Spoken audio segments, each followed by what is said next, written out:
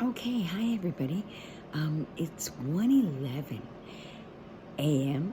I'm not too sure if it's 12:11 because we fell back or if it's 1:11, but anyway. I've been trying to film this all day. Just made a whole video, somehow deleted it. Shocker. But anyway, we're going to get through this today. I tried an iMovie. I don't know what I was thinking because I really suck at technology these days. Thought I could whip it out. Well, I was total bust. So we're going back to the same old, same old. I'm in my shitty ass garage. As usual, we've got a backdrop now to make a little more professional hair and makeup. Wardrobe, working on the wardrobe. Lighting direction, since I have nothing else to do since I'm retired. We do have some other backdrops that we'll share with you later on. But,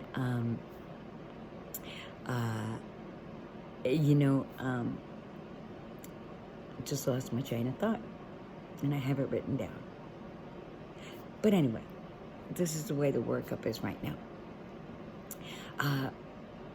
So retirement, sitting around watching TV, that's what I do. Not. And it's hard to be a stay-at-home whatever. Stay-at-home mom, stay-at-home, caretaker, which I'm sure is, huge for you guys. I'm a stay-at-home whatever, taking care of 4 lunatic dogs. I love being at home. I have to be very honest with you. I'm much less stressed. I can, handle life a lot better. It's peaceful and calm, even though we've got the canines going wacko all day long. I have one who's big and fierce and a bully. Okay, very strong. She helps me with the mopping around the house. She's really quick. Sucks at it, but, regardless. I had to stop her from washing dishes because she's all paws. Breaks things even worse than I do. Then I have my big, fat, old man. He has hip dysplasia, so he can't do much, which is understandable. I feel guilty, so I feed him treats. So he's even fatter than he's supposed to be. Just got him cute little booties to help him to stand up. He is the supervisor, okay, of the operation. He likes to be called the foreman, okay, makes him feel important. Then I've got my princess Cindy. She basically is perched every day on the couch, does absolute shit around the house. Nothing. But she's cute. And once in a while, she'll raise her eyebrow in disapproval of how things are working in the house.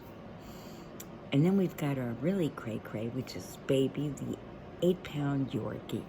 Baby barks at butterflies, at ants, at the wind, at rain, at other dogs, at occasionally a person. Barks 16 hours a day, maybe, because the other time she's either sleeping or she's being ignored. That we're trying to nip in the bud because that is like drives me insane, absolutely insane.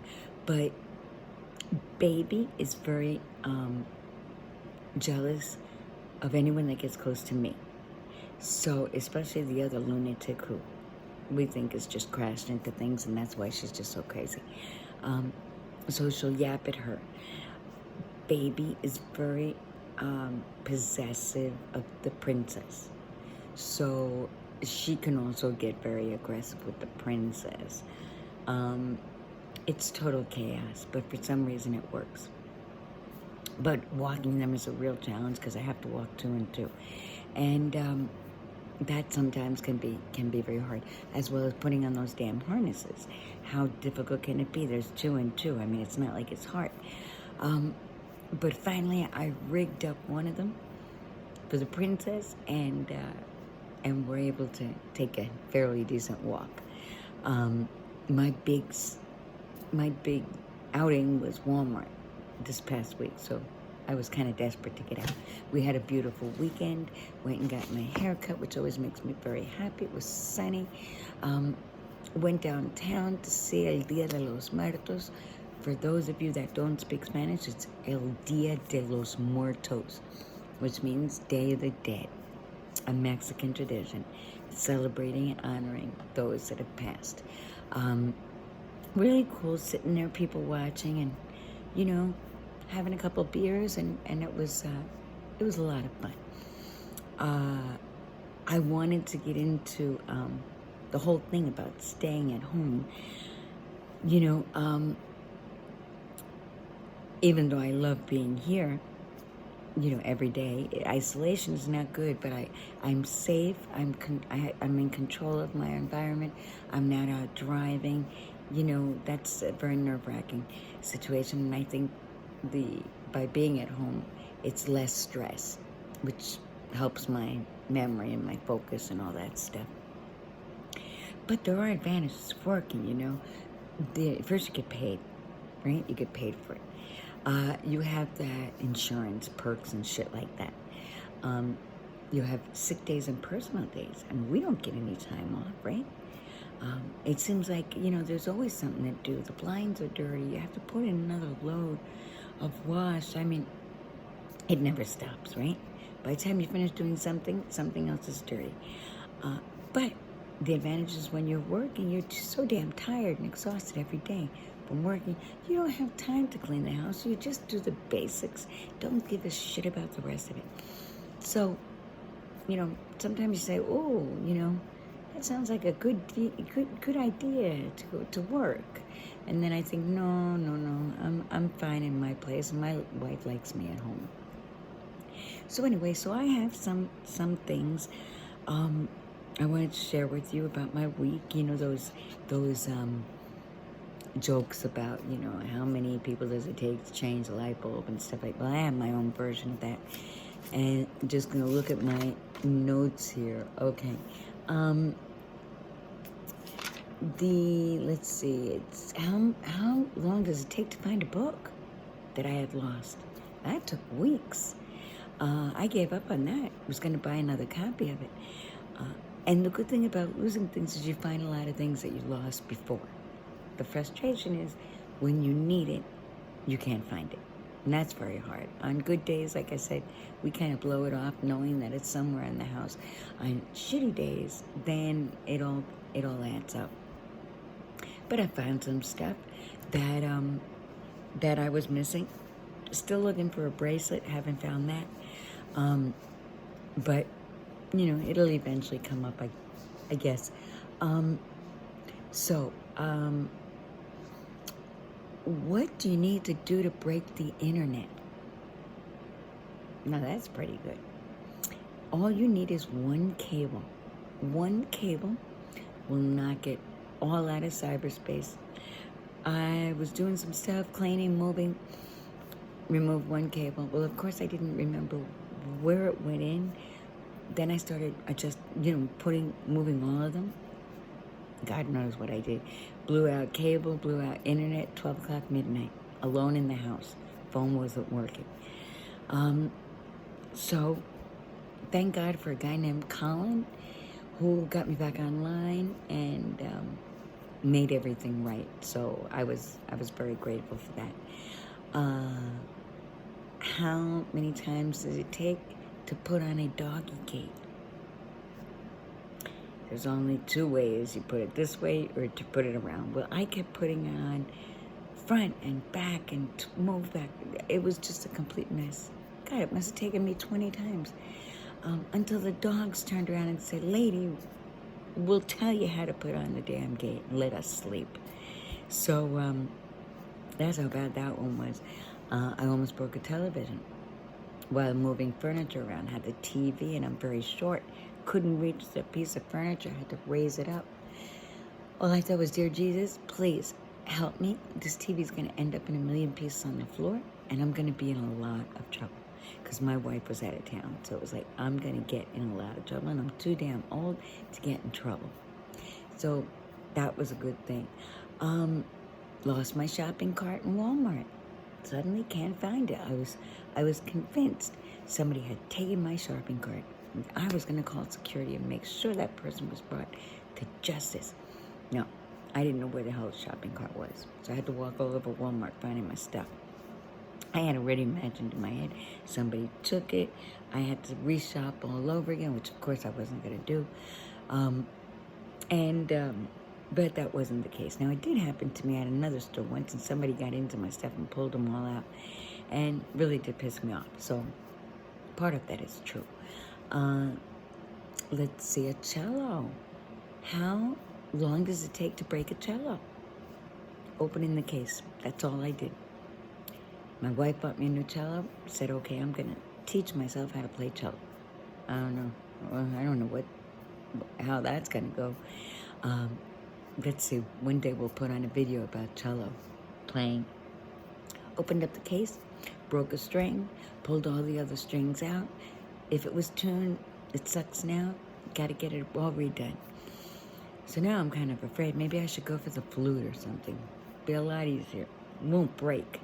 Make sure it's made out of plastic.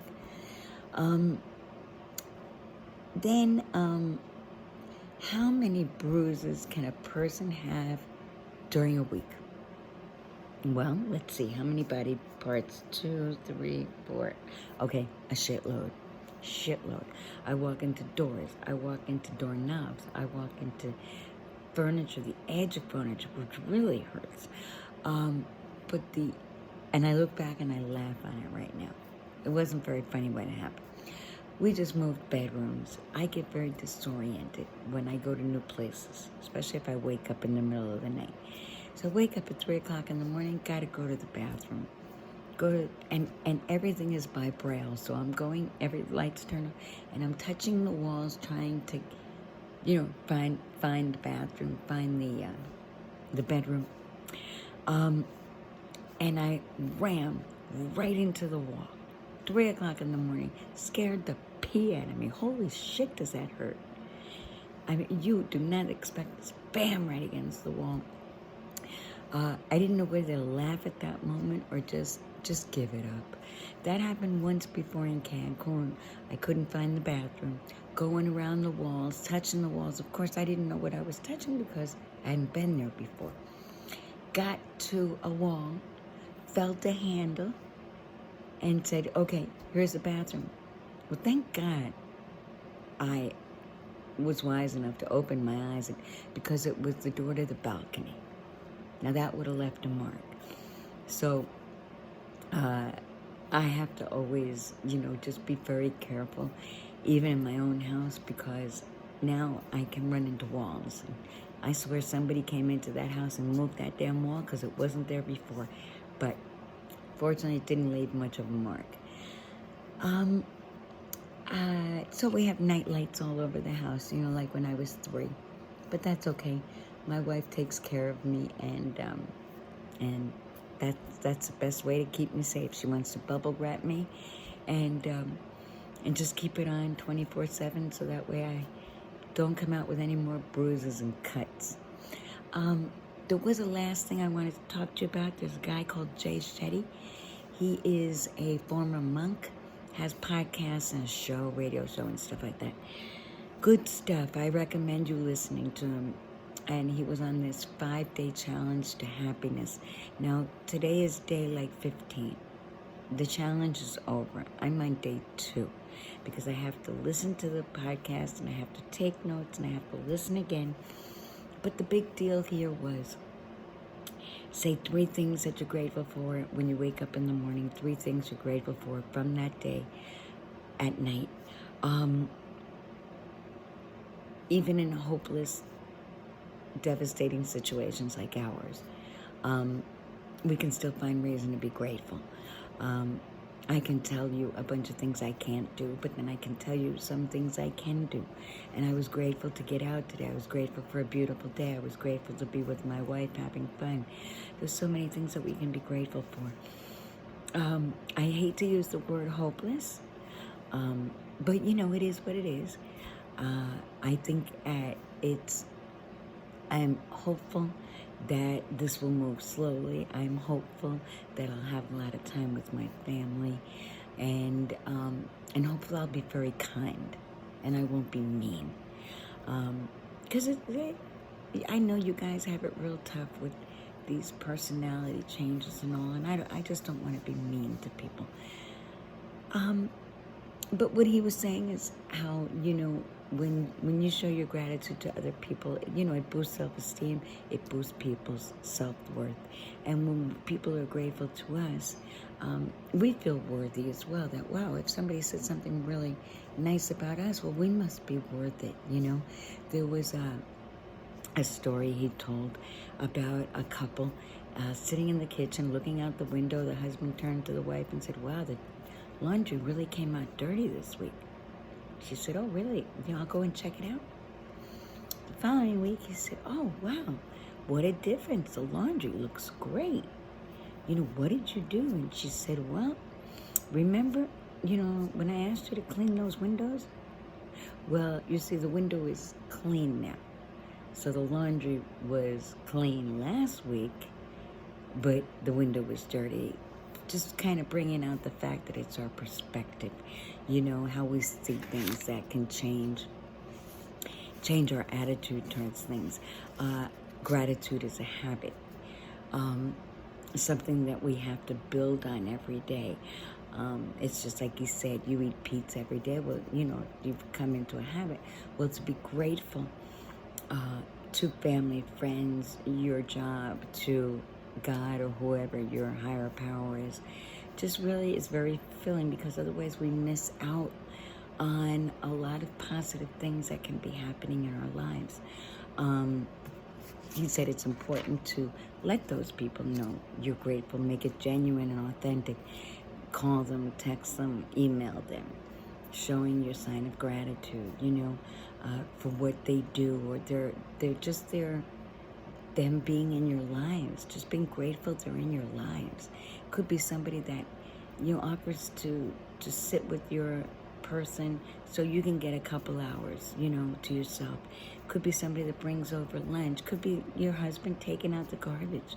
He was saying the more we show our gratitude, the more things repeat themselves. So by him taking out the garbage and you saying how grateful you are, genuinely grateful, that, or taking the kids to school and whatever, by showing that gratitude, it builds other people's self-worth, and they begin to want to do things in order to, to be helpful to you and to make themselves feel good. So it's important to recognize that in other people. Hugs. Well, that was another day. I just saw it here, but hugs are very important. Human touch is very important. It's important. He was saying to sit with someone you love, like hold their hand and then hug them for 20 seconds. Not the side hug, left to left, but the heart, touching hearts. It's very good for health. It's very good for stress. It's very good for your soul to have that human connection.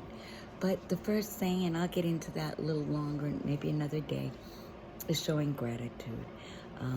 Like I said, even in this devastating situation, we can all be grateful for something. And if we work on it every day, it becomes a habit. And we tend to see then the more positive and uplifting things than we do the negative. So, I'll leave it at that. I pray to God this video goes through, because now I'm tired and I need to go to bed at whatever time it is. So have a wonderful Sunday. It's a blistering 40 degrees here. I'm all bundled up and now I'm beginning to get very hot. So have a wonderful Sunday. I'll see you when I'll see you. Good night.